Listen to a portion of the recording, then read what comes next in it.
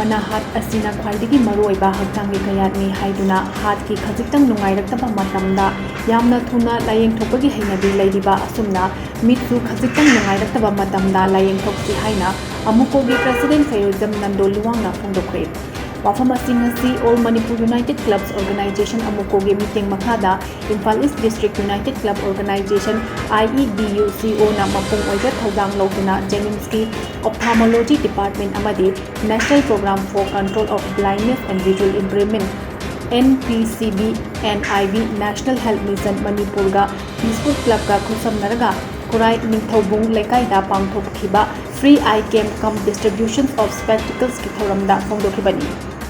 Thoram aduda Nandoluwang hai lamdam asigi miyamna mit asi aduki matik maru oi haibase munna khangjinba amadi khantabagi chang yamna wali mit naraglaba natraga nungairakta matamda khudakta yengthokpagi hainabi leitriba asi yamna lanba amani mit sokona hakchangda makhal makha kayagi nungaitaba thokhanbata natana lambi chatpada khudong thiba thogdok kaya so thokhangadoribani haiki. Ngasi pangthokiba thoram asida miyoi chamaga kunthra mokla yengki loinana miyoi marfu lomda hidak lamthok singsu lemna yenthoki. Hat kumna mit asisu aduki matik maruoina maruoiba kayat amani haina khanjaraga maduda ikhoina masigi gemse pangthokjabani ade mit asi maruoiba changi kayat ama oiragasu masi akhoi miyamna mit soglaba matamda min nungaikba matamda akhoi yam thuna hat narkba matamda sekin torang loba maina madugi lobi hinabi dumdi leita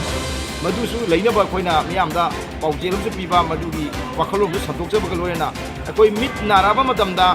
doctor thuna chatpi hinabi da korean jenge hayeng yenge hangsi jenge jaminanaba mi leite thabak chili haina chum ngai mangai leithopodagi kodong thiba tagi kayam lakiba marakta pikhamnakiba lambi chatpada lambi chatpauda road accident thok kayam lakiba problem kaya thola kwajda mit phattaba sinasu maram mama oire